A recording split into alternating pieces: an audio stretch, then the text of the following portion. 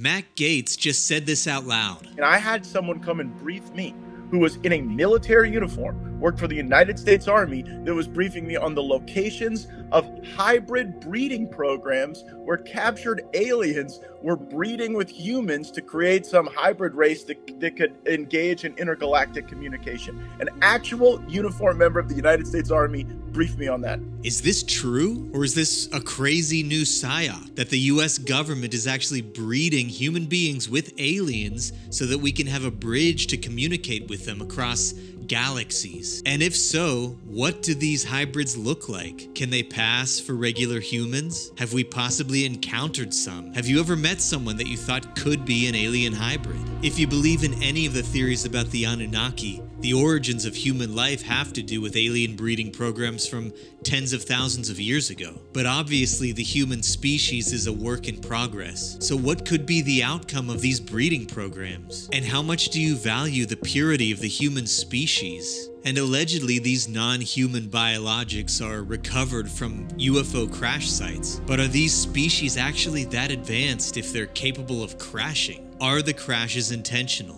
We may be playing into the hand of some unspeakable evil by engaging in these hybrid programs. What monstrosities or angels could we produce? Steven Spielberg recently released a trailer for his new film Disclosure Day that has to do with the truth about aliens finally being disclosed to the public. It starts with a news reporter suddenly becoming unable to speak clearly. Her vocal faculties are then taken over by some alien-sounding voice. This is eerily similar and probably an homage to a widespread phenomenon that took place in spring of 2011, where several reporters were unable to speak clearly, their words slipping into more and more unintelligible gibberish. Well, a very, very heavy debatation tonight. We had a very Darrison.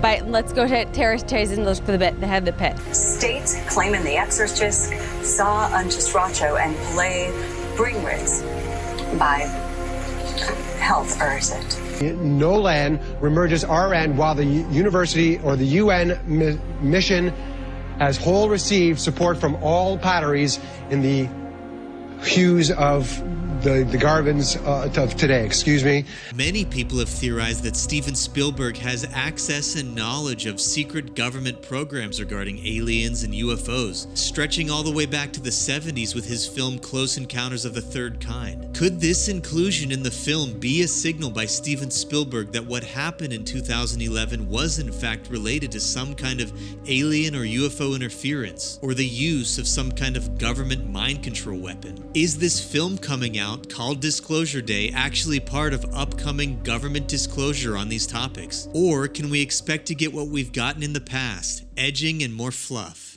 During near-death experiences, people who have been blind their entire lives, have never seen anything, experience incredibly detailed visions, which they're able to describe with incredible accuracy. This is Dr. Jeffrey Long, who specializes and researches this type of phenomenon, which is called blind sight. He speaks about a woman named Vicky who was blind her entire life, but during a near-death experience, she woke up to see her body lying on the hospital bed. And so the first time Vicky had vision, was when she had that out-of-body experience, consciousness above her body, and there was her body down on the gurney in the emergency room. It took her a while to associate her long flowing hair with what she'd always felt with her own hands, and she was able to recognize a ring which her father gave her, which she'd only ever experienced through touching it. After coming back and describing this experience to the doctor, they soon realized that what she was seeing was 360 vision. Vision to Vicky, and actually many other near-death experiencers,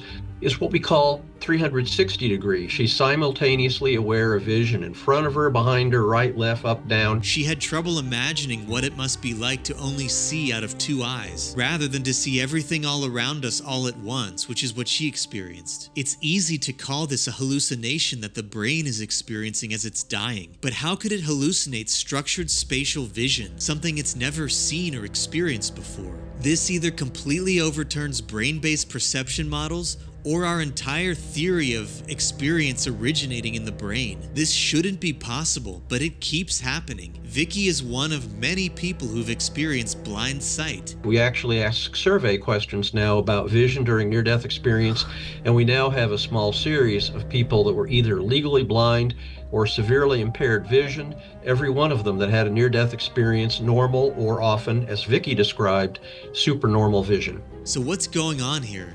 Do we actually have souls that can experience things outside of our bodies? Are our brains really just antennas picking up a consciousness field? And our personal experience is really just like tuning into our individualized radio station? That once the radio is broken, that does nothing to change the transmission? Does that mean that when we die, we have nothing to fear as far as our loss of consciousness? That it isn't just infinite blackness, or like sleeping but never waking up? This seems to suggest that consciousness in life as we experience it is just one slice of what's knowable and what's possible. And that it's not just possible, but even likely that there's much more to experience even after we die. Which leaves the possibility, the small slice of hope, that all of the people that we've ever loved, that we've lost, that in some sense will be reunited with them one day.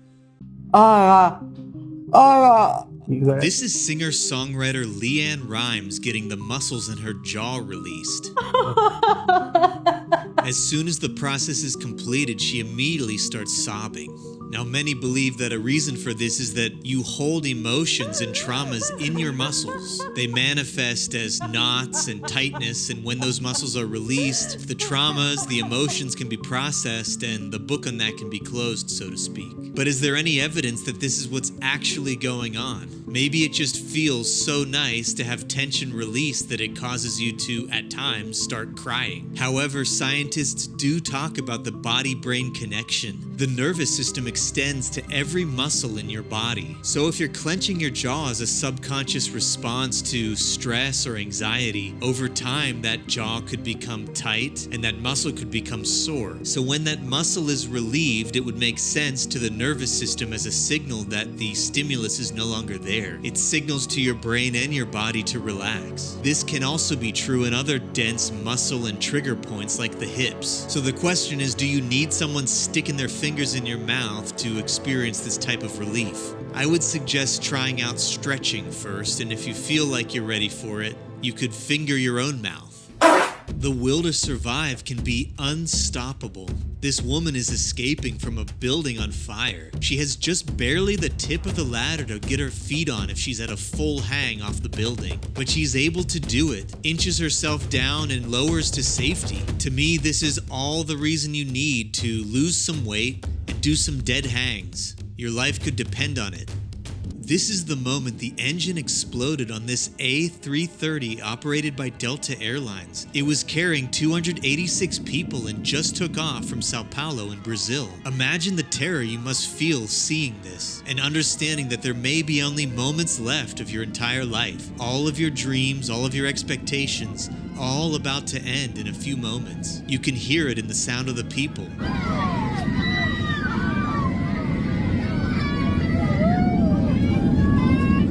Luckily, planes come with more than just one engine. So if one explodes, the pilots can do what these pilots did, turn around and safely land. The point is, be thankful for every moment you have, because you never know when it's just gonna end.